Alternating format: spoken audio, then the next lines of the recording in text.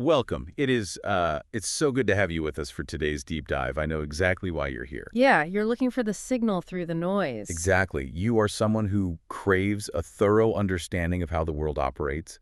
You want the insights, the fundamental truths, the mechanics of the machine, but But without having to slog through a 1,000-page university textbook. right, nobody wants that. So you have come to the exact right place. That is the entire mission today. We are taking an incredibly dense, sprawling subject and distilling it into functional mental models. You want to give you the clarity to look at the world differently, to spot those underlying patterns that govern literally every transaction, negotiation, and, well, decision in your daily life. So let's unpack this. Our focus today is monumental. It really is. We are analyzing a fiercely concentrated breakdown. Specifically, a 20-minute crash course in macro and microeconomics from the Channel 20-Minute University. And our goal for this deep dive is to extract every valuable framework from that curriculum and reconstruct it into a cohesive, fascinating model of the human ecosystem. Yeah. And to do that, we have to start with a premise that completely flips conventional wisdom on its head. Are you ready for this? Economics is not actually about money. I love this part. It's fascinating how quickly that misconception has to be dismantled in the source. Money is just a technology. Right. A tool. Exactly. It's a tool we invented to solve a problem. Economics, at its absolute core, is the study of human choices. It is the observation of how you, me, and, 8 billion other people make decisions when there simply isn't enough stuff to go around. Which brings us to the fundamental problem of existence: scarcity. Yes. There's a brilliant thought experiment used in the source to illustrate this. Imagine if we had infinite pizza. Just picture it. Anytime you want a slice of pepperoni, you just snap your fingers and it materializes out of thin air. You could do that forever. Your neighbors could do it forever. Right. If we lived in a universe of infinite pizza, there would be no pizza industry. None. There would be no prices, no delivery drivers, no markets, no trade. But because we do not live in that universe, we face scarcity. Scarcity is the engine driving the entire human machine. You're a biological organism. You require calories. You require shelter, warmth. And beyond that, you have desires. You want a reliable car. You want a comfortable home. You probably want a slightly larger television than your cousin has. Of course you do. But we exist on a planet with a strictly finite amount of raw materials. There's a finite amount of human time and finite energy. Scarcity dictates that you cannot have everything you want, and neither can anyone else. The math just does not allow it. Therefore, you are forced into the uncomfortable position of making choices. Which brings a question directly to you, the listener. Since you cannot have infinite time or infinite resources, how do you decide what you actually get? Because every single decision you make has a hidden price tag attached to it. It's like an invisible ledger you carry around all day. And that leads us straight into the mechanics of individual choices, how we attempt to solve this overarching problem of scarcity. Right. And if we connect this to the bigger picture, humanity's primary solution to scarcity is trade. But to understand why trade is so powerful, we really have to look at the underlying mechanics. Okay, let's look at an example. Imagine a scenario where you have a surplus of apples, say 10 of them, and I have a surplus of 5 bananas. And we both suffer from a total lack of dietary variety. Exactly. If we agree to exchange some of our fruit, we both walk away mathematically better off than we were before. We have created value simply by moving an object from someone who values it less to someone who values it more. Even if one of us happened to be allergic to the new fruit, the transaction is still technically a win-win based on the choices we made. You just might need to keep an EpiPen handy. Yeah, trade is the fundamental building block of wealth creation. But trade only works if we have different things to offer, which brings in the concept of comparative advantage. Now, in theory, this sounds like a perfect win-win. But I want to push on this a bit. Okay, push away. Because here's where it gets really interesting for you and me. What if I am just objectively terrible at everything? That's a dark thought, but okay. Seriously. What if I am slower, less skilled, and less efficient at producing absolutely any good compared to my neighbor? Why would anyone trade with me? This raises an important question, and it is arguably one of the most liberating concepts in economic theory. Tell me I'm useful. You are economically useful. You do not have to be the absolute best at anything to be vital. You only have to be the least worst relative to your own skill set. Okay, explain the math on that. Let's say your neighbor is a master carpenter who can build a beautiful chair in an hour. And they can also forage for a day's worth of food in an hour. Overachiever. Right. You, on the other hand, take 5 hours to build a wobbly chair and 3 hours to forage for that same food. So they are absolutely better than me at both. Yes. But comparative advantage dictates that you should still specialize in foraging, because that is where your personal inefficiency is the lowest. Oh, I see. Because if my neighbor stops building highly valuable chairs just to go pick berries, they are sacrificing massive potential value. Exactly. By taking over the foraging, even if you are slow, you free up the master carpenter to do what they do best. You trade your berries for their chairs, and the total output of our tiny two-person economy increases. Congratulations. I am economically useful. Hmm. That is a phenomenal way to reframe human value. We aren't competing to be the absolute best. No, we're figuring out where our specific time costs the collective the least. And that word cost is crucial here, because making these choices brings us to opportunity cost. It's not just the monetary price of a thing. Right. It is the true existential price of any action you take. The opportunity cost of any choice is strictly defined as the value of the next best alternative that you had to force it. To put it directly to you, the listener, the cost of consuming this deep dive right now is not watching internet videos of cats knocking things off tables. Your time is uniquely scarce. You will never, ever get this hour back. Wow, that's heavy. It is. By allocating your time here, you are silently rejecting thousands of other potential activities. You are constantly paying opportunity costs with every breath you take, whether you are consciously aware of the ledger or not. So what does this all mean when you combine these elements? If you take the inescapable reality of scarcity, add human beings trying to solve it through trade. Factor in opportunity costs and comparative advantage. Right, you put all of that in a box and shake it up, and you have just generated a market.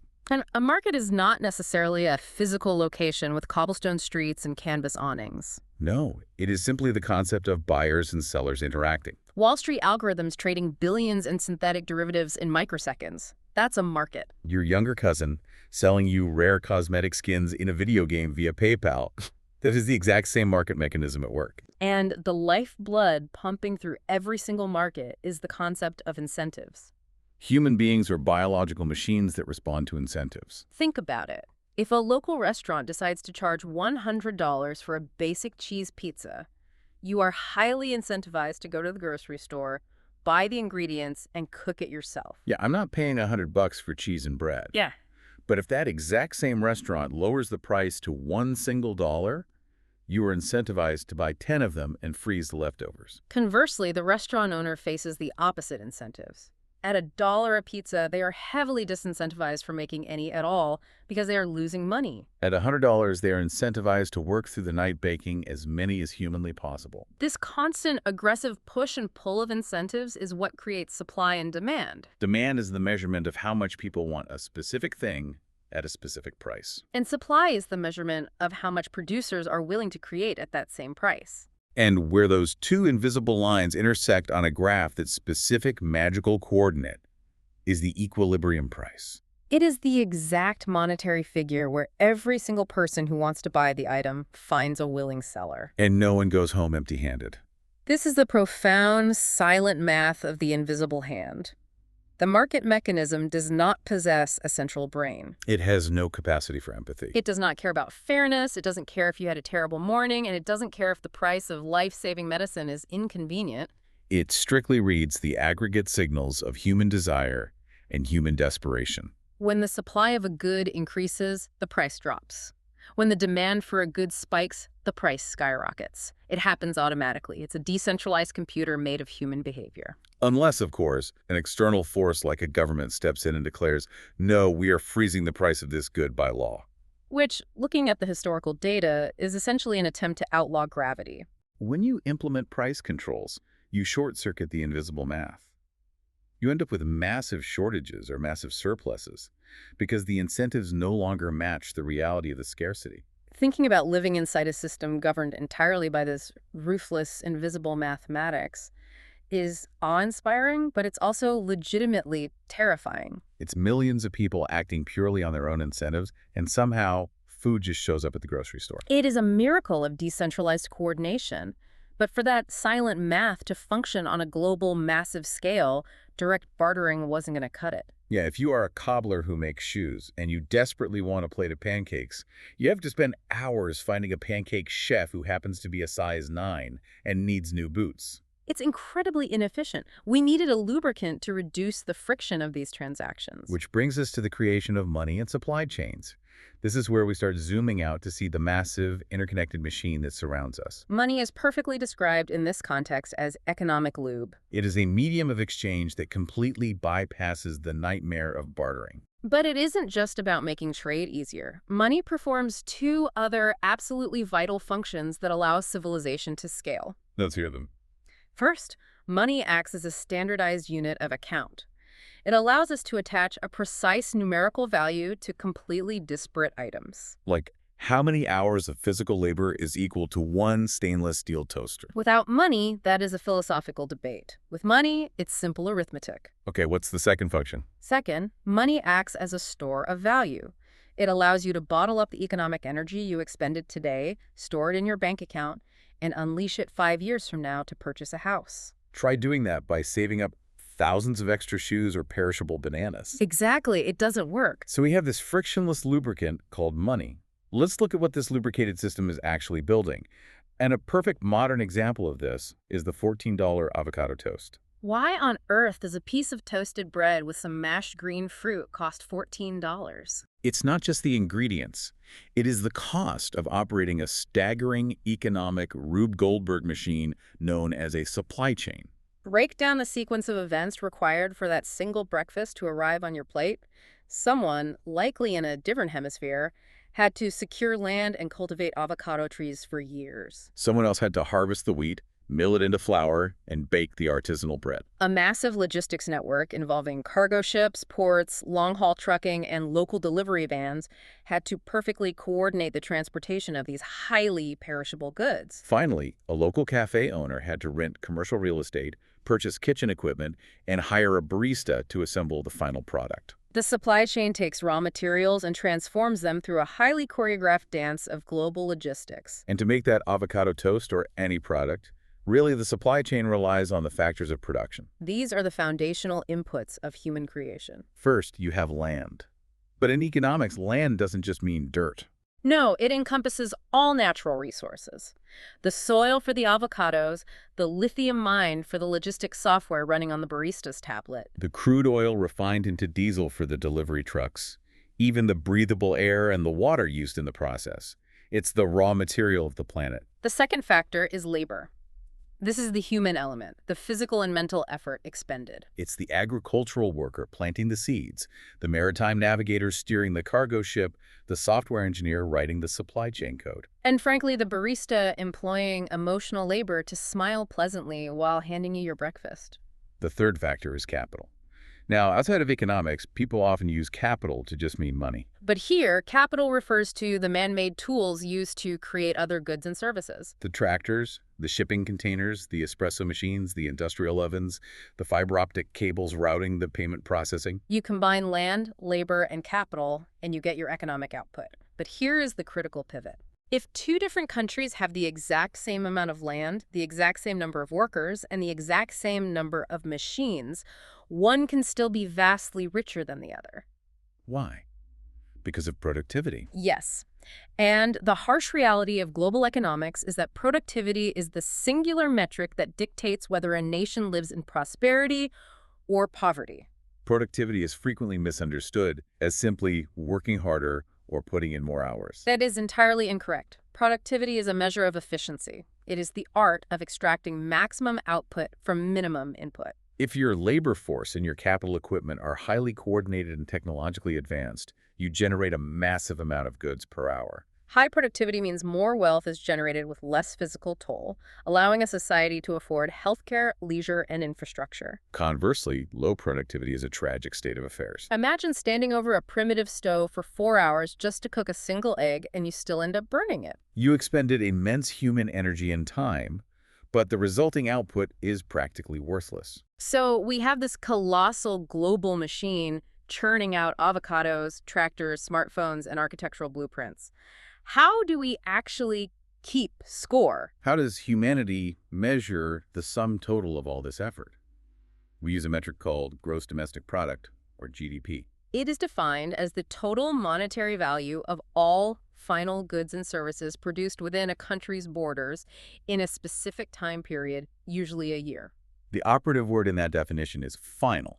If you want an accurate measurement, you can only count the finished product. You count the $14 avocado toast, you do not count the bulk flour when the miller sells it to the baker, and then count the bread again when the baker sells it to the cafe. If you did that, you would be double or triple counting the exact same underlying economic value. That is essentially systemic accounting fraud, artificially inflating the appearance of your economy. To really grasp how economists arrive at this massive GDP number, we need to look at the math. There are three primary approaches. The production approach simply tallies up the value added at every single stage of the supply chain. The income approach calculates the total amount of money earned by everyone in the country, adding up all wages, corporate profits, rental income, and interest. But the third method is the one that drives government policy and headlines, the expenditure approach. The expenditure approach views the economy through the lens of spending. It is represented by the equation. GDP equals C plus I plus G plus the quantity of X minus M. Let's translate that algebra. C stands for consumption. This is you and me going out and buying groceries, paying for streaming services, or getting a haircut. It's the largest driver of most modern economies. I is investment. In this specific macro context, this isn't about buying stocks. It means businesses spending money to expand their productive capacity. Buying new servers, building a manufacturing plant, or purchasing delivery fleets. G is government spending. This encompasses the construction of interstate highways, the salaries of public school teachers, and the procurement of military hardware. Then you have the final piece of the puzzle, dealing with international borders, plus X minus M. X represents exports. These are the goods we produce domestically but sell to people in other countries. That adds to our national score. And M is imports. These are the goods we buy from abroad. We have to mathematically subtract imports because GDP is strictly a measurement of what is produced inside our own borders. Right. If you buy a car manufactured in Germany, that purchase shows up in your country's consumption bucket. But since your country didn't actually produce it, subtracting it as an import perfectly balances the equation. But this is exactly where we have to take a step back and look critically at this metric. GDP is treated as the ultimate scoreboard of human progress, but it possesses massive glaring blind spots. The source compares it to a microwave with no door. It generates a lot of activity, but it's highly problematic. For instance, GDP completely ignores unpaid labor. If a parent stays home to raise 3 children, cooking, cleaning, and teaching, they are providing immense structural value to society. But because no currency changes hands, GDP records their contribution as exactly zero. It ignores the entire underground economy and black markets. And perhaps most importantly, it makes no attempt to measure human well-being or happiness. That is the darkest flaw of the GDP metric. The math is completely devoid of morality. GDP goes up if a country builds 50 new state-of-the-art hospitals. GDP also goes up if a country manufactures and sells landmines and weapons to rogue factions. Ledger does not care. Furthermore, raw economic growth is not always indicative of a healthy society. If a nation artificially spikes its GDP by clear-cutting every ancient forest within its borders and dumping toxic runoff into every freshwater river to maximize industrial output, the GDP graph looks fantastic. The economy is technically booming, but the actual living conditions of the citizens are degrading into a dystopian nightmare. Because raw GDP is such a blunt instrument, economists frequently rely on GDP per capita to get a slightly higher resolution picture of reality. You take the total GDP and divide it by the total population. This gives you a theoretical average of what each individual produces, which acts as a proxy for the standard of living. It allows you to meaningfully compare the economic health of a behemoth nation with 1 billion citizens against a tiny nation with 5 million citizens. It is still a flawed metric, but it is vastly more useful than looking at raw aggregate output. I want you to pause for a second and reflect on the sheer fragility of this reality. We are navigating our lives based on an overarching metric that fundamentally ignores human happiness. And we rely on hypertensioned global supply chains just to ensure our local grocery store has coffee beans on a Tuesday morning. It is a staggering feat of decentralized coordination. It feels like an absolute miracle that the gears keep turning. And the reality is, the gears do not always keep turning. Sometimes the machine shudders. Sometimes demand vastly outpaces the capacity to produce, or the supply chains completely seize up. And that transition brings us to the forces that keep central bankers awake at night. the economic bogeyman of business cycles, inflation, and the fragile nature of money itself. Let's face these bogeymen. The economy is not a smooth, uninterrupted upward trajectory. It breathes. It expands and contracts in what we call business cycles. During an expansion, or a boom, confidence is high. People are spending their incomes, businesses are seeing record profits, so they hire more workers who then have more income to spend. It's a virtuous upward spiral. But eventually, the cycle turns. Spending slows down, inventories pile up, businesses panic and lay off workers, which further reduces consumer spending. That is a recession, and if that downward spiral becomes severe and prolonged, you enter the dark territory of a depression. These macroeconomic cycles are dictated by the interplay between aggregate demand, which is the total desire to purchase everything in the economy, and aggregate supply, which is the total capacity to produce everything. When aggregate demand surges far beyond the economy's ability to supply goods, you encounter our first major bogeyman, inflation. There's simply too much money chasing too few goods, so sellers naturally raise their prices to find a new equilibrium. But inflation isn't just caused by high demand. It can also be triggered if demand stays perfectly flat, but the supply chain suddenly collapses. The prices still skyrocket, but now the economy is producing less, meaning wealth is actually shrinking. Which brings us to a scenario that is practically an economic horror story. In the 1970s, the world experienced something that theoretical models previously thought was impossible. It's called stagflation. Demand cratered, unemployment spiked, the economy was stagnant, but prices kept climbing anyway. Stagflation is the ultimate economic paradox and a policymaker's absolute nightmare. Normally, if an economy is in a recession and people are losing their jobs, demand plummets, which forces prices down. It's a painful self-correction. But during stagflation, you suffer a massive supply shock like the sudden severe oil embargoes of the 1970s. The cost of energy skyrockets, which makes manufacturing and transporting every single good vastly more expensive. So businesses must raise prices just to survive, even as they are firing workers because the economy is dying. You get the misery of high unemployment combined with the crushing burden of hyper-expensive basic necessities. It is an environment defined by pervasive existential dread, and it is incredibly difficult to untangle once it begins. To understand how society attempts to untangle these messes, we have to look much closer at the nature of money itself. We called it a lubricant earlier, but what actually is it?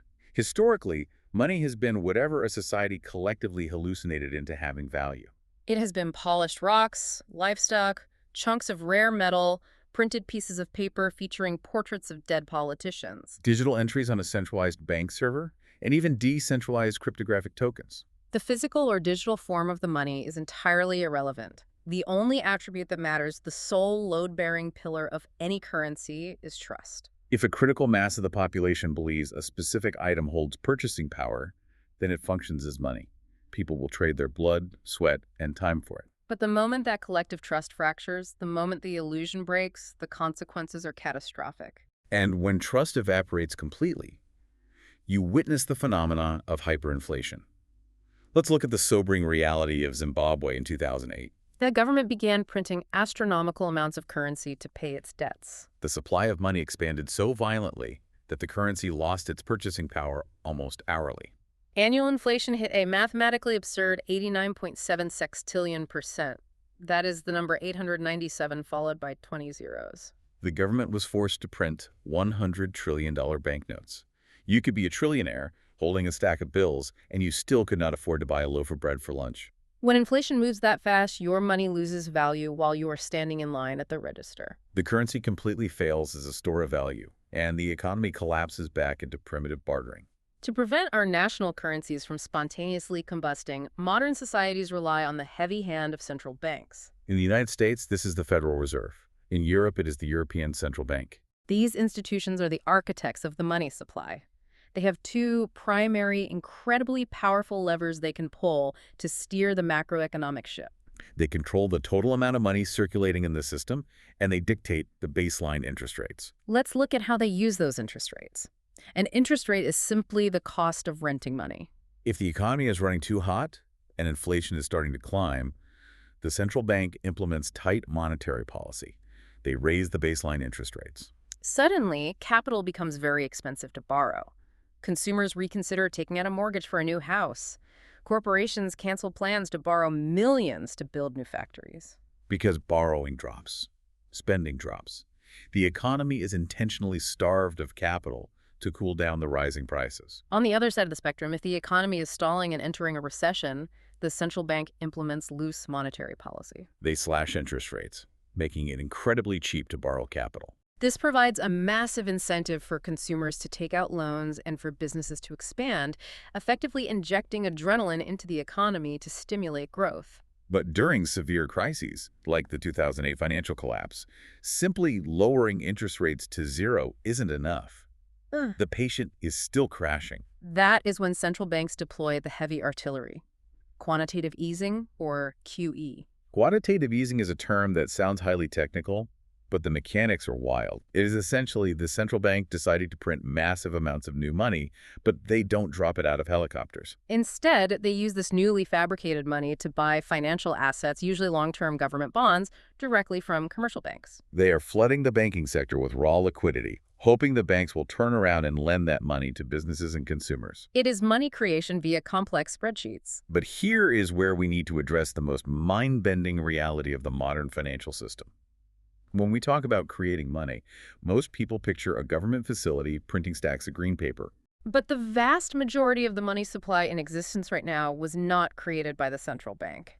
It was created out of thin air by standard commercial banks through a mechanism known as fractional reserve banking. This concept requires a moment of deep focus because it fundamentally changes how you view your own bank account. Let's walk through the exact mechanics. Imagine you deposit $100,000 into your local bank. The bank does not put your money in a vault and guard it. By law, they are only required to hold a small fraction of that deposit in reserve, let's say 10%. So they keep $10,000 in the vault to handle daily withdrawals. They take the remaining $90,000 and loan it out to someone buying a house. The person buying the house gives that $90,000 to the seller. The seller then deposits that $90,000 into their bank. That second bank keeps 10% $9,000 and loans out the remaining $81,000 to someone buying a business. This process repeats over and over. Notice what just happened. Your initial $100,000 is still showing up on your digital bank ledger. But the house seller also has $90,000 on their ledger. Through the mere act of issuing loans, the banking system has mathematically multiplied the initial money supply. When you get a car loan, the bank doesn't hand you existing cash. They literally type numbers into a database, conjuring new purchasing power into existence. Your entire reality, your mortgage, your car loan, the credit card used for that impulse purchase kayak is funded by newly created digital numbers. It is an intricate illusion of wealth built entirely on a foundation of collective trust. And the multiplier effect works flawlessly right up until the exact moment that collective trust breaks. If the public suddenly loses faith in a bank and believes it might become insolvent, everyone rushes to withdraw their funds simultaneously. This is a bank run. And because of the fractional reserve system, the bank mathematically does not have the cash in the vault to pay everyone. The money is tied up in 30-year mortgages and corporate loans. If the panic spreads, the bank collapses and the digital wealth evaporates. This exact vulnerability is why governments were forced to implement deposit insurance programs like the FDIC in the United States. By having the federal government explicitly guarantee that your deposits are safe, they remove the psychological incentive to panic, thereby protecting the illusion from shattering. It is wild to realize that global stability rests on managing the psychology of bank runs. But while central banks and commercial banks manipulate the supply of money, the actual physical spending and allocation of vast resources falls to the government. We need to shift our focus to the state's ledger. As we transition into discussing taxes, public goods, and the national debt, it is crucial to focus strictly on the structural math. I just want to jump in here and remind you, the listener, we are totally neutral here. These are topics that dominate political debates and elicit strong emotional responses. Our objective isn't to argue whether a specific tax policy is morally just or economically superior, but rather to dissect the mechanical architecture of how a state funds its existence as outlined by the source material. Exactly. We're just reporting what the source says. Let's strip away the political shouting matches and look at the blueprint. The architecture begins with state expenditure. Governments are massive entities that spend money across a staggering array of sectors. They fund critical infrastructure, like interstate highways, water treatment facilities, and public education.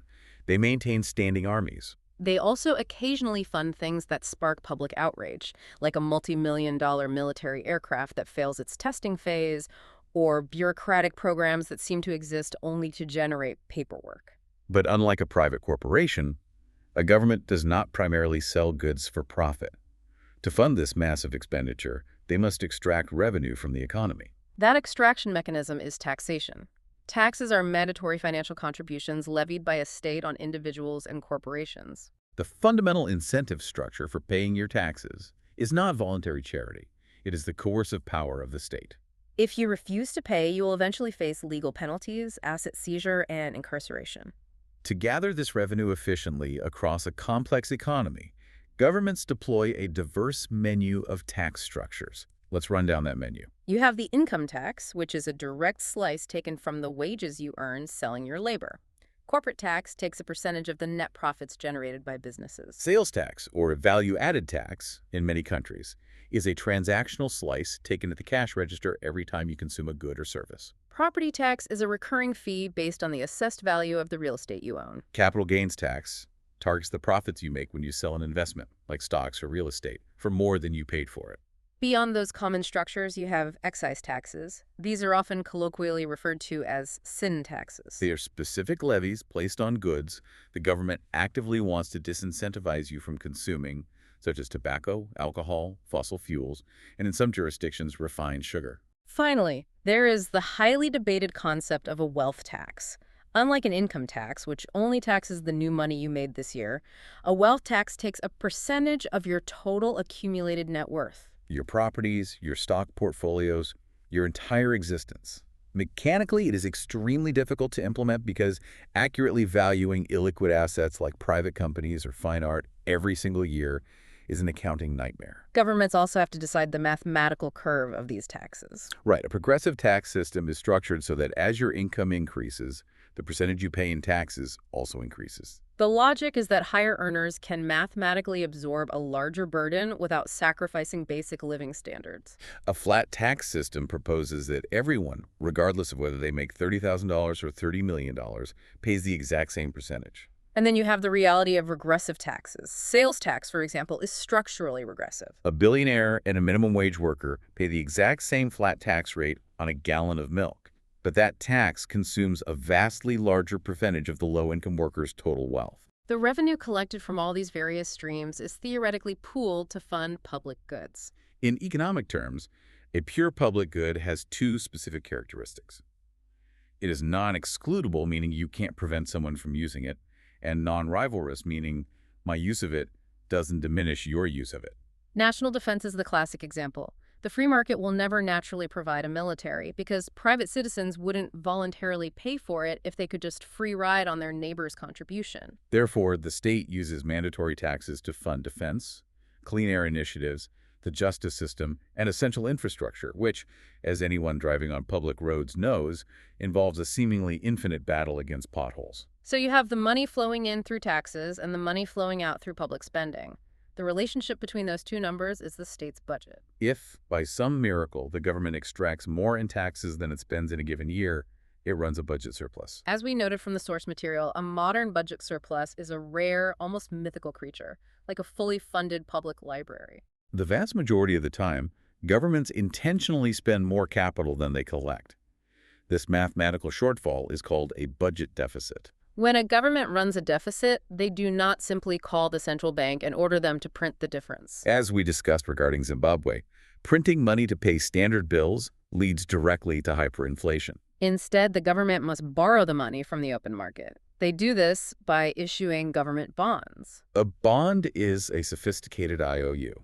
When an investor, a pension fund, or a foreign nation buys a U.S. Treasury bond, they're handing cash to the U.S. government today in exchange for a contractual promise that the government will pay them back the principal amount plus a guaranteed rate of interest at a specific date in the future. And when a state runs deficits year after year, decade after decade, constantly issuing new bonds to cover the shortfall, that accumulated total becomes the national debt. The scale of these numbers is difficult for the human brain to process.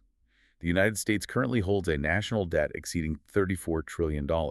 Japan's national debt is over 260% of its entire annual GDP. Conversely, you have a nation like Norway, which operates with a massive sovereign wealth fund and essentially no net debt, primarily because they hit the geographic jackpot by discovering vast offshore oil reserves and heavily taxed the extraction to build an investment fund for their citizens. This naturally leads to the ultimate macroeconomic question.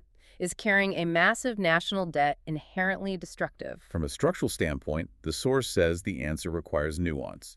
It entirely depends on the return on investment. If a government issues billions in debt to completely modernize its power grid, build high-speed freight rail, and fund advanced research universities, that debt is generally viewed as sustainable. The investments will significantly increase the future productivity and GDP of a nation, generating more than enough future tax revenue to easily cover the interest payments on the bonds. But if a government issues billions in debt to fund short-term consumption, handing out massive subsidies or tax cuts right before an election just to secure votes, without building any long-term productive capacity, the math begins to break down. The debt grows faster than the underlying economy.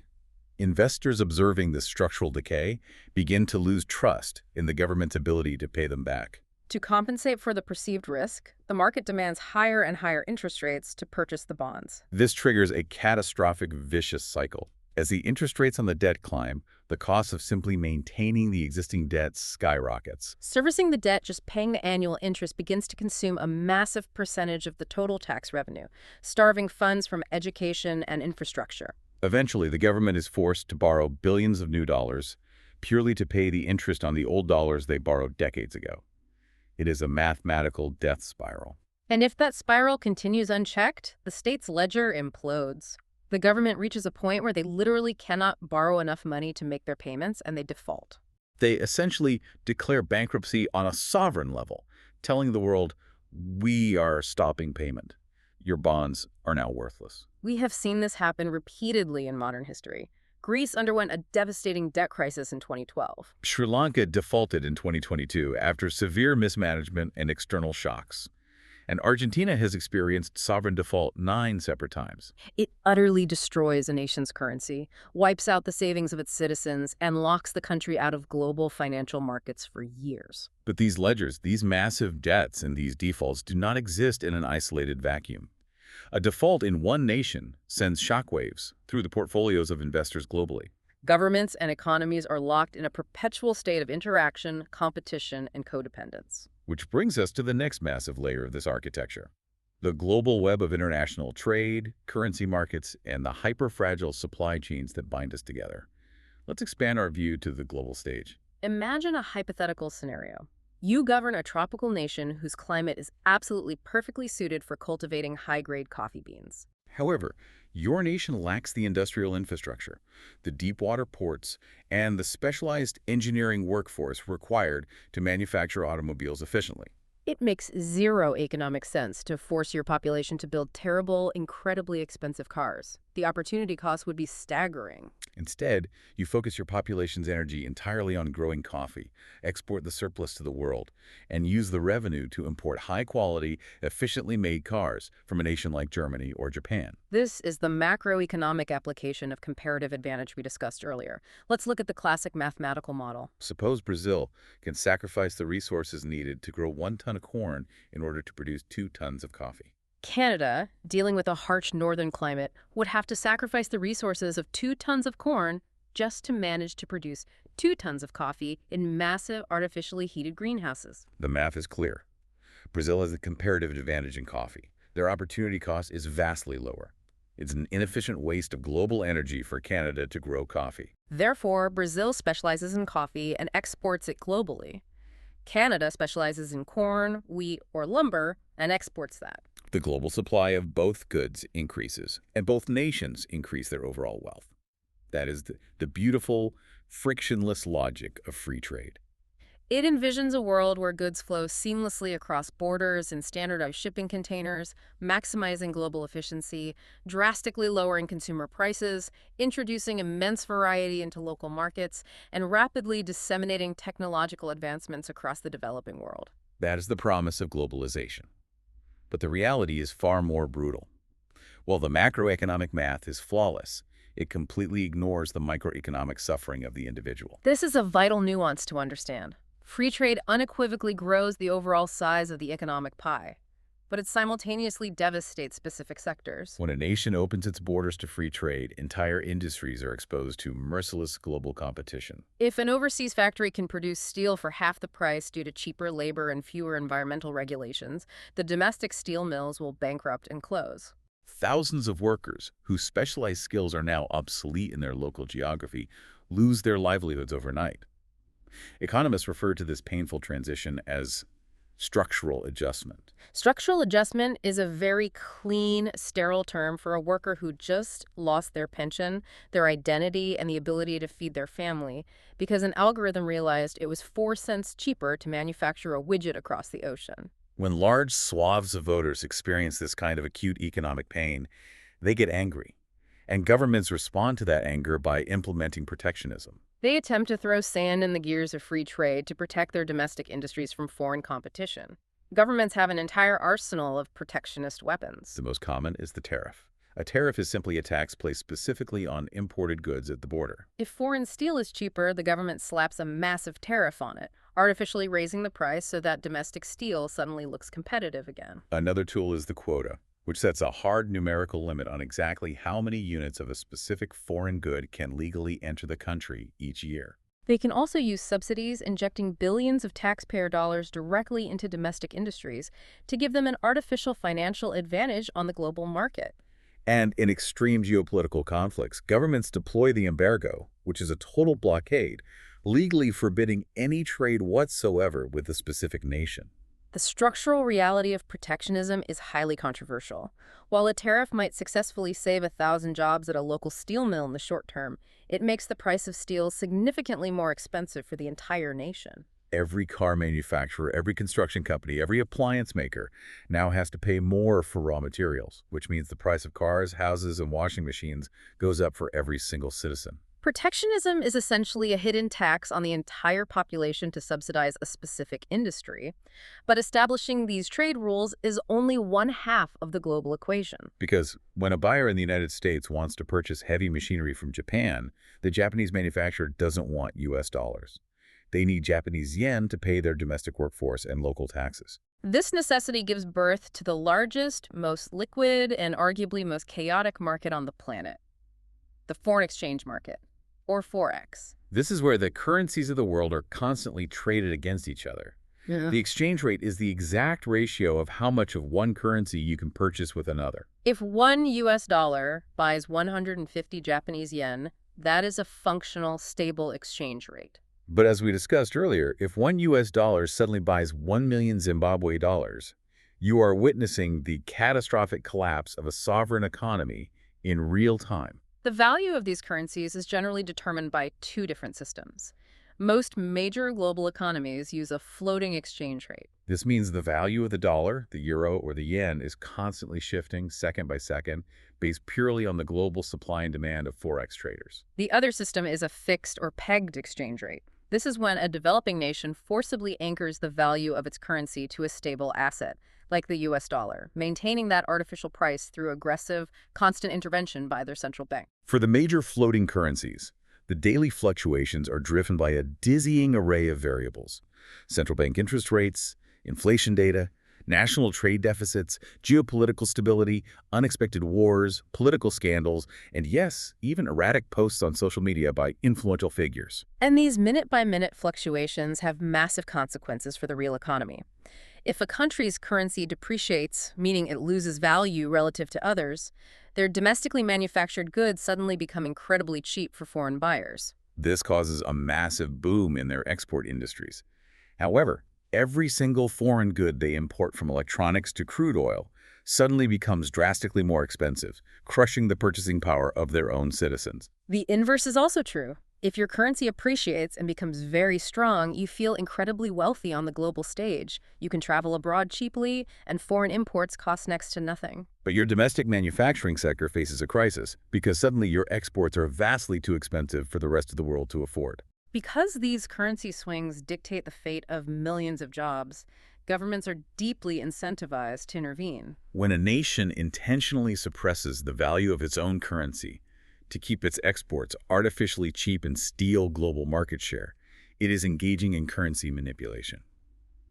It is a constant, shadowy economic warfare playing out in the background of our daily lives. And all of this, the trade agreements, the tariffs, the floating exchange rates, culminates in the physical reality of the global supply chain. This interconnected web is a marvel of efficiency, utilizing just-in-time manufacturing to eliminate warehouse costs. But that hyper-efficiency has eliminated all the slack in the system. The web is incredibly fragile. We learned this the hard way during two recent massive disruptions. The first was a physical bottleneck, the Suez Canal blockage in 2021. One single ultra-large container ship, the Ever Given, turned sideways and became wedged in the canal. That one stuck boat halted 400 other massive cargo ships in their tracks, freezing roughly 12% of all global trade instantly. The estimated cost to the global economy was a staggering $10 billion per day. Think about the absurdity of that. A strong gust of wind in Egypt caused billions of dollars of damage to businesses operating in London, Tokyo, and New York. The second example is even more pervasive, the global semiconductor shortage. The microchips that function as the brains for modern automobiles, smartphones, and medical equipment are manufactured in only a handful of hyper-specialized foundries, primarily in East Asia. When supply chain shocks hit those foundries in 2020, the entire global auto industry ground to a halt. Ford and Toyota couldn't finish building their cars because they lacked a $50 computer chip. The supply of new cars vanished so completely that the price of used cars skyrocketed, creating a bizarre reality where a 3-year-old used sedan was selling for more than its original sticker price. That is how profoundly a disruption halfway across the planet alters the immediate reality of your local hometown. We have mapped the massive sweeping forces of the global macroeconomy. We've discussed international trade, trillion-dollar debt structures, and global logistics. But none of this matters without the human engine at the center. It is time to zoom back in. We need to invade your personal space. You wake up, you sell your time, you try to build wealth, and you fight your own psychology. We are shifting to the microeconomic reality, the human element, focusing on labor, finance, and the profound flaws in our own brains. And again, to you, the listener, we are maintaining strict neutrality here when discussing things like the wage gap, unions, and CEO pay. We are objectively reporting the source's structural analysis, taking no sides. Absolutely. Let's begin with labor economics. When you strip away the corporate jargon and the mission statements, a job is simply a market transaction. The product being aggressively bought and sold is your finite human time. Corporations act as the demand, seeking to purchase human energy to fuel their operations. You, the worker, represent the supply. The price they agree to pay for an hour of your life is your wage. In pure, frictionless economic theory, it's simple math. If a massive new industry opens up and demands thousands of workers, wages will surge upward as companies outbid each other.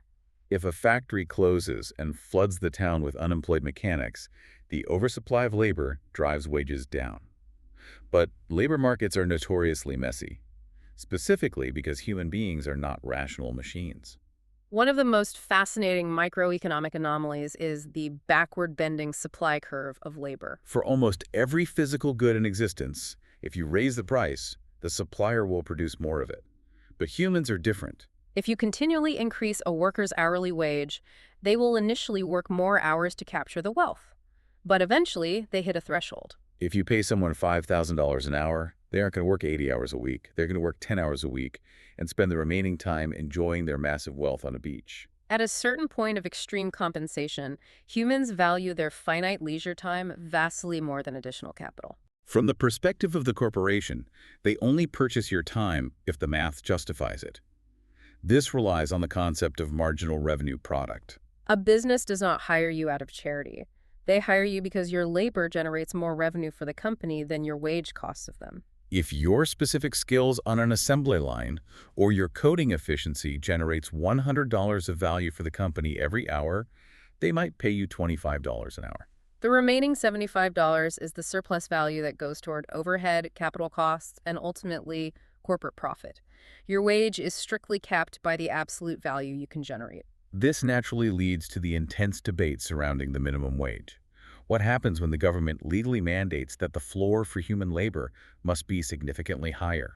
The structural analysis shows a delicate balance. If a government implements a small, incremental minimum wage hike, the data generally shows the economy absorbs it well, improving living standards without massive disruptions. However, If a government enforces a massive overnight doubling of the minimum wage, the marginal revenue product math breaks. If a worker only generates $15 of value an hour, but the law demands they be paid $20, the corporation is taking a loss on every hour worked. The immediate structural response from the corporation is automation.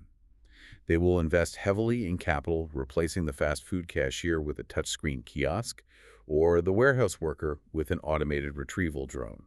And when that replacement happens or when the economy shifts, we face the reality of unemployment.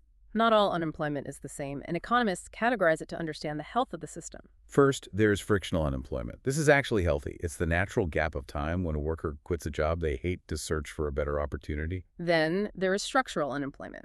This is the painful consequence of progress, like the steelworkers we discussed earlier.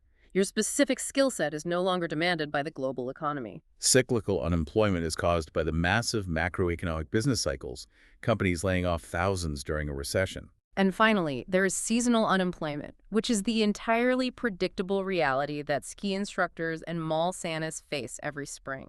It is also vital to understand how the official unemployment rate is calculated. It does not measure every single person without a job. To be counted as unemployed, you must be actively submitting applications and looking for work. If a factory worker spends 2 years looking for a job, gets utterly demoralized, and decides to just stop looking entirely, they drop out of the labor force metric. They become statistically invisible. A country's unemployment rate can magically drop, not because the economy improved, but simply because thousands of broken citizens gave up hope. Now we need to address the most glaring reality of the labor market, the wage gap.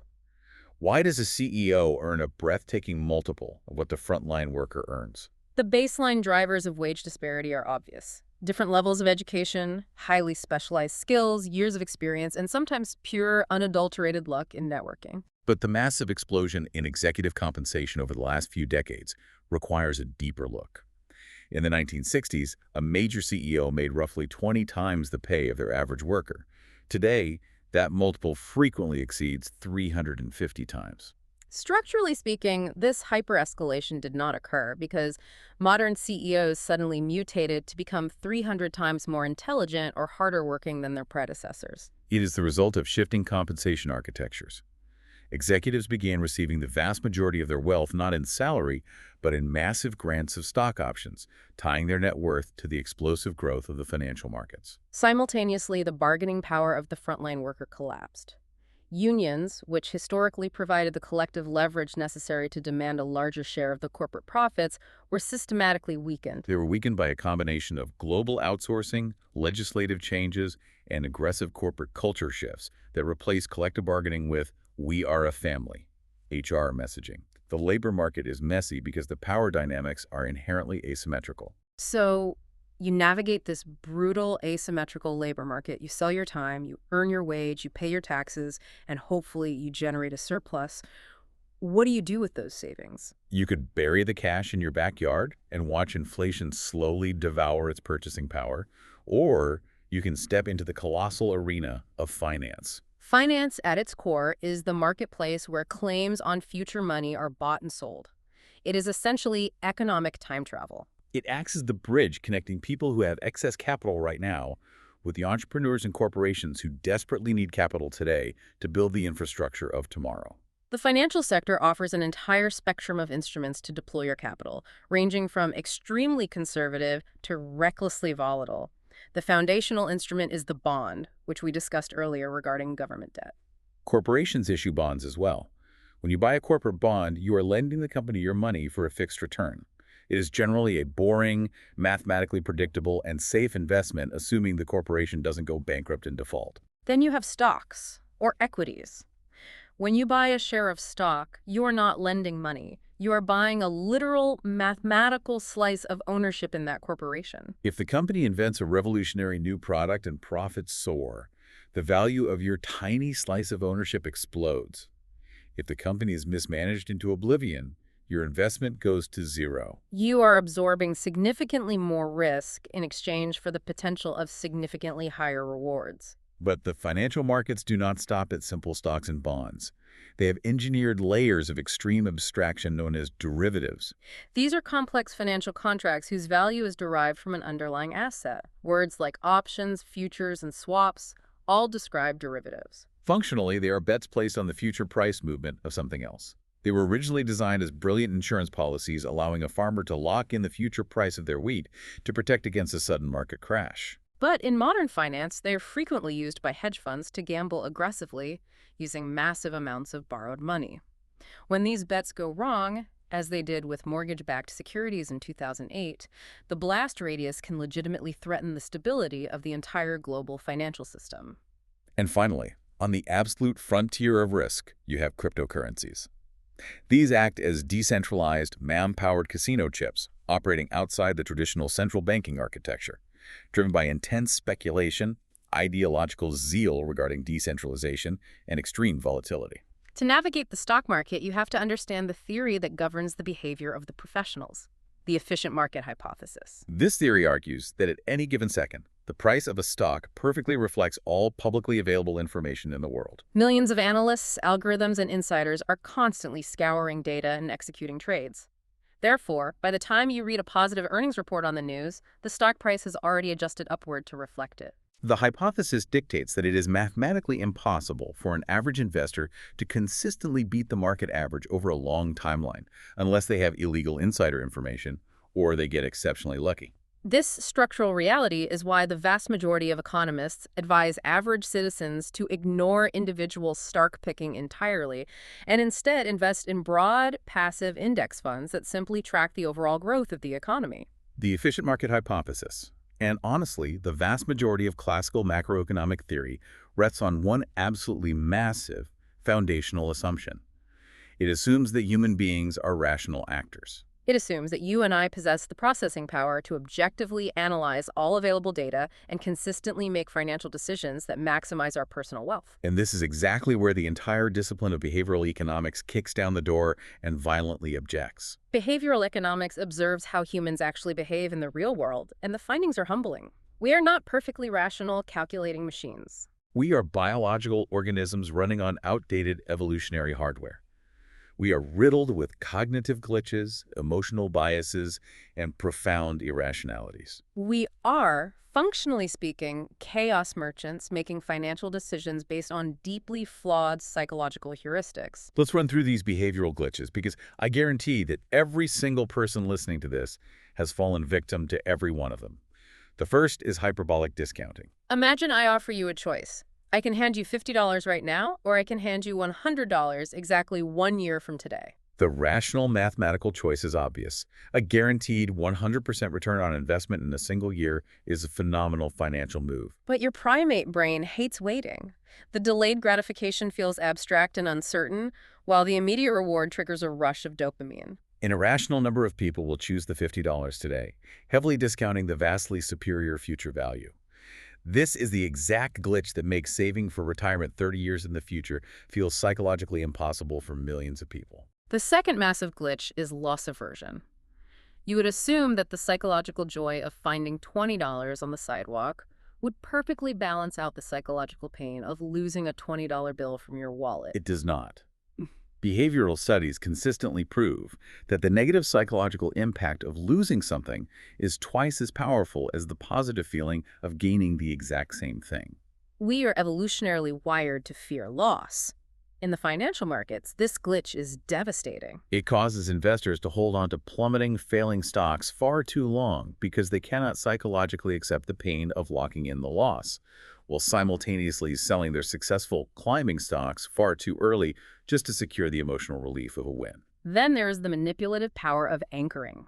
Your brain is terrible at determining the absolute objective value of an item in a vacuum. It relies entirely on relative comparisons. If you walk into an electronics store to buy a television and the very first thing you see by the entrance is an obscenely extravagant gold-plated screen priced at $10,000, your brain subconsciously anchors to that massive number. When you walk to the next aisle and see a standard television priced at $999, it suddenly registers emotionally as an incredible bargain, almost a steal.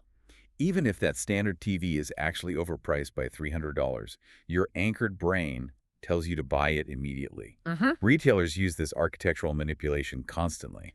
We must also account for our deeply ingrained tribal instincts, which manifest as herding. Humans are social animals. When uncertainty strikes, our instinct is to abandon our independent analysis and mimic the behavior of the crowd. If you are in a grocery store during the early days of a crisis and you see dozens of people frantically filling their carts with toilet paper, you do not pause to conduct a rational analysis of the national paper pulp supply chain. The herd instinct overrides your logic. You grab a cart and start stockpiling toilet paper, exacerbating a shortage out of pure mimetic panic. This exact same psychological herding drives massive, irrational stock market bubbles and subsequent crashes. And my absolute favorite glitch, the one that ruins weekends worldwide, sunk costs. Imagine you decide to watch a sprawling, 9-part cinematic universe movie franchise. You sit through the first 8 movies, dedicating over 20 hours of your life to the endeavor. You sit down in the theater for the 9th and final movie, and within the first 20 minutes, you realize it is an agonizing, unwatchable disaster. A perfectly rational actor would stand up, leave the theater, and spend the remaining 2 hours doing something enjoyable. But you don't. You sit there and endure the misery purely because you cannot let go of the 20 hours you already sunk into the franchise. You throw good, valuable present time after bad, irretrievable past time. Investors do this constantly with failing business ventures, pouring millions of new dollars into a doomed project simply because they already spent millions to get it started. Because our underlying psychology is this deeply flawed, modern policymakers and financial application developers have realized they cannot rely on us to make rational choices. We have to be aggressively nudged. Knowing that we suffer from hyperbolic discounting and sheer inertia, governments and corporations implement default options. Instead of asking a new employee to actively navigate a complex portal to opt into a retirement savings plan, they automatically enroll the employee on day one. The employee has to actively exert effort to opt out. Because humans are inherently lazy, the vast majority simply accept the default, inadvertently saving themselves from old age poverty.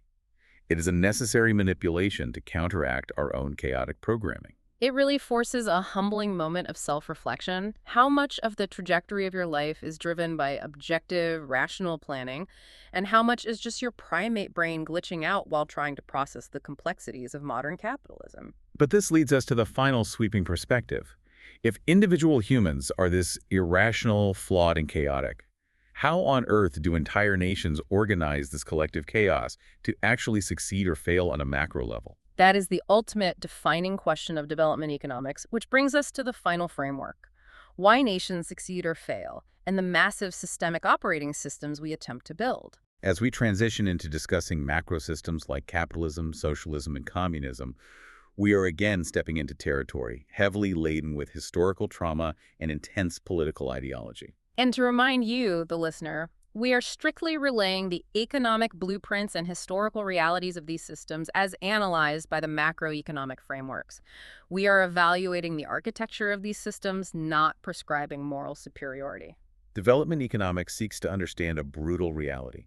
Why do certain nations possess staggering technological wealth, while others remain trapped in cycles of extreme, grinding poverty? The mid-century textbook answer was profoundly naive. Economists believed you simply needed to inject a poor nation with some heavy machinery, build a few factories, open up trade routes, and they would naturally ascend to prosperity. The actual historical data proved that theory completely wrong.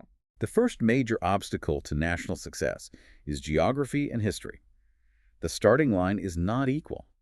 If a nation's borders were drawn arbitrarily by retreating colonial powers, lumping rival ethnic groups together, and systematically extracting all the natural wealth for centuries, the institutional framework is fundamentally broken from day one. Geographically, if a nation is entirely landlocked without access to deep water ports, the sheer cost of transporting goods to the global market acts as a permanent, crippling tax on their economy. If the nation is located in a tropical zone heavily afflicted by endemic diseases like malaria, the continuous toll on the physical health and productivity of the labor force is devastating.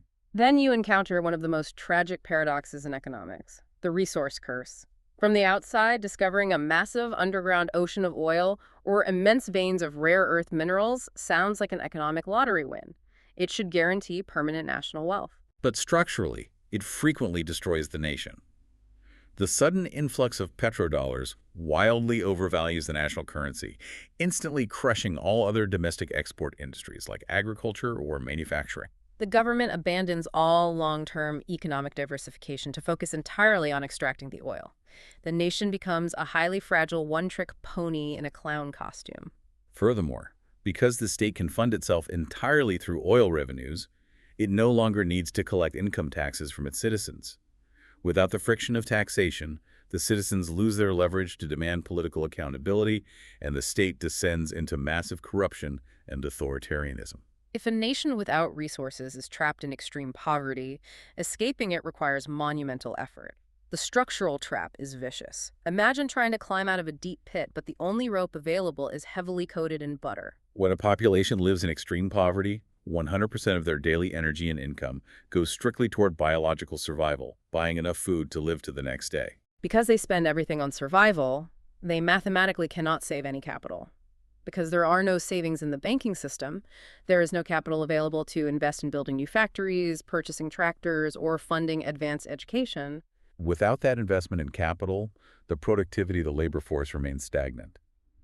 And because productivity remains low, the nation stays permanently poor. It is a closed loop of despair. The international community's attempt to break this loop via direct foreign aid has a very mixed track record. While targeted microloans can help an individual entrepreneur buy a sewing machine and lift their immediate family out of poverty, dropping billions of dollars in macro-level foreign aid into a country with corrupt institutions often achieves nothing. The capital is siphoned off by the ruling elite and routed into offshore bank accounts or luxury real estate, what is cynically referred to as the government Lamborghini fund. The foundational conclusion of modern development economics is that capital alone cannot build wealth. The actual cheat codes for national prosperity are structural. You must have fiercely independent legal institutions to enforce contracts, unshakable property rights so citizens feel safe building businesses, widespread public education to increase human capital, and baseline political stability. You cannot build a complex supply chain if your nation erupts into civil war every 5 years. But even when a nation miraculously secures those cheat codes, peace, laws, and education, they still have to choose an operating system to manage the scarcity. They have to decide how to organize the chaos. In theoretical economics, there are 3 pure models. The first is pure capitalism. This system relies entirely on the private ownership of the factors of production. The driving force is the individual pursuit of profit, coordinated entirely by the decentralized, invisible hand of free markets. The structural reality of capitalism is that it is an unparalleled engine for generating breathtaking technological innovation and massive overall wealth. But its mathematical flaw is that it naturally trends toward monopolies, and without intervention, it generates staggering, destabilizing wealth inequality. The second theoretical model is socialism. This system prioritizes collective or state ownership of the major industries and focuses intensely on the equitable redistribution of wealth. The goal is to eliminate the massive inequalities generated by the free market and ensure a high baseline standard of living for every citizen. The structural flaw of heavy socialism, however, is the degradation of individual incentives. If the state heavily taxes exceptional individual effort and guarantees the exact same outcome regardless of performance, the aggregate motivation to innovate, take massive risks, and work grueling hours to build new technologies diminishes, severely impacting the nation's overall productivity. And the third theoretical model is communism, or command economy socialism. This is the extreme end of the spectrum, defined by the total abolition of private property. The free market is entirely dismantled. Instead of the invisible hand of supply and demand dictating prices and production, a centralized committee of government planners attempts to mathematically calculate exactly how much wheat, how many shoes, and how much steel the entire nation needs and orders the factories to produce it. The structural reality of this system is brutal. It is an information problem. A central committee simply cannot process the billions of micro data points of human desire and scarcity in real time. The result is massive, catastrophic inefficiency. You end up with warehouses full of left-handed shoes no one wants, while simultaneously having miles-long bread lines because the agricultural quotas were miscalculated. Historically, attempts at forced command economies have frequently ended in devastating state-induced famines. But the ultimate revelation, when observing the global map today, is that none of those pure theoretical systems actually exist in reality. Every single functioning nation on Earth operates a mixed economy. They take the wealth-generating engine of capitalism and violently smash it together with the regulatory and redistributive powers of socialism, trying to find a functional balance. Exactly. Look at the United States. It aggressively champions the rhetoric of pure free market capitalism, yet the government heavily intervenes in the economy daily. It uses taxpayer money to subsidize the agricultural sector, so food remains cheap. It operates a massive socialist public education system. It runs a massive federal pension system via Social Security, and it nationalized airport security with the TSA. Conversely, look at China. It is governed by a monolithic communist party, yet it operates a ruthlessly competitive form of state capitalism, hosting massive global stock exchanges and generating hundreds of private billionaires. You have the heavily taxed high-welfare democratic socialism of the Nordic countries and the wildly unregulated libertarian crypto markets operating in digital ether. Every single one of these wildly different mixed systems is ultimately trying to answer the exact same three fundamental questions generated by our original premise of scarcity. What goods are we going to make? How are we going to make them? And who gets to consume them? And the sobering, objective conclusion of economic history is that no society has nailed the perfect ratio yet. We are all just running massive, real-time experiments on ourselves. Which brings this sprawling, incredibly dense, deep dive to its conclusion. We have traced the architecture of human survival from the single apple all the way to the global algorithm. Let's do a rapid-fire mental recap to lock these models into your brain. Scarcity is the inescapable baseline reality. The math of the universe dictates there isn't enough stuff. This forces you to make choices, and every choice demands a painful opportunity cost. To survive scarcity, we trade based on the logic of comparative advantage, specializing in what we suck at the least. This trade creates markets, which are entirely governed by the ruthless, silent math of incentives and the invisible hand. To make those massive markets function without bartering goats for Wi-Fi, we invented money as an economic lubricant. We use that money to build breathtakingly complex, hyper-fragile Rube Goldberg supply chains, combining the factors of production land, labor, and capital. The efficiency of those combinations dictates our national productivity, which is the sole difference between wealth and poverty. We attempt to keep score with GDP, despite knowing it is a deeply flawed metric that ignores unpaid labor and human misery. We rely on central bankers to pull the levers of interest rates and manufactured money to save us from the terrifying bogeyman of deep recessions, hyperinflation, and the existential dread of stagflation.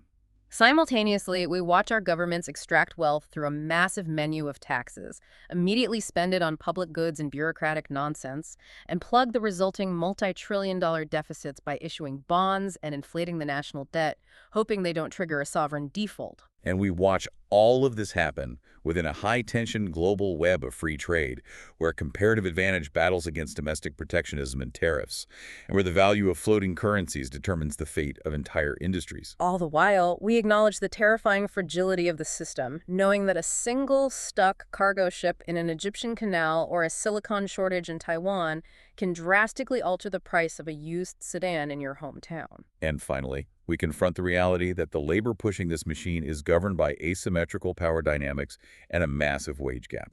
The financial sector acts as a casino of time-traveling capital, trading derivatives, and crypto. And the entire macro structure is built on the actions of humans who are not rational calculators, but chaotic primates, driven by hyperbolic discounting, loss aversion, anchoring, herding, and the inability to let go of sunk costs. Because of this chaos, every nation on Earth has abandoned ideological purity, desperately patching together mixed economies, blending capitalism and state control just to keep the population fed. It is a breathtaking, terrifying, and utterly beautiful machine. But before we sign off, I want to leave you with one final, highly provocative thought to chew on.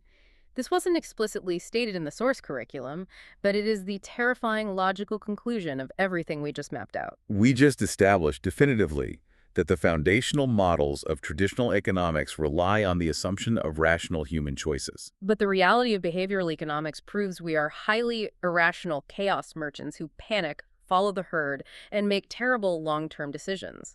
We are the weak link in our own economic theory. Which forces us to ask, what happens to this entire global architecture when we fully integrate artificial intelligence into the core of our supply chains, our pricing algorithms, and our high-frequency trading floors? We are currently building silicon mines to automate labor and maximize productivity. These machines are perfectly rational. They do not suffer from loss aversion. They do not get anchored by shiny price tags. They do not care about the sunk costs of a failing enterprise. They are the perfect economic actors that textbooks always dreamed of. Exactly. But the humans consuming the outputs of these perfect machines remain entirely chaotic. If a hyper-advanced AI can perfectly anticipate, map, and exploit our biological irrationalities on a massive scale, will the invisible hand of the market eventually cease to represent human desire? Well, it simply belonged to a predictive algorithm that knows exactly what you will buy before you do. Will the ultimate mixed economy of the future be one where humans are quietly phased out of the macroeconomic decision-making process entirely, left only to act as the biological consumers of whatever the rational machine calculates is most efficient? Wow. If the invisible hand is severed from human intent and replaced by a perfectly rational artificial mind, well, that changes the fundamental definition of what a choice even is in the face of scarcity. That is an incredibly heavy concept to carry with you the next time you tap your phone to buy an overpriced avocado toast, knowing an algorithm priced it specifically to exploit your morning fatigue. It's a lot to think about. It really is. Thank you so much for bringing such an intensely rewarding foundational set of concepts to the table today. It is a genuine privilege to spend this time dissecting the invisible forces that shape literally every aspect of our existence. You are walking away from this hour significantly more equipped to decode the chaos of the daily news cycle. We eagerly await your next stack of sources for another deep dive. Until then, keep observing the incentives and keep questioning the architecture of the systems around you.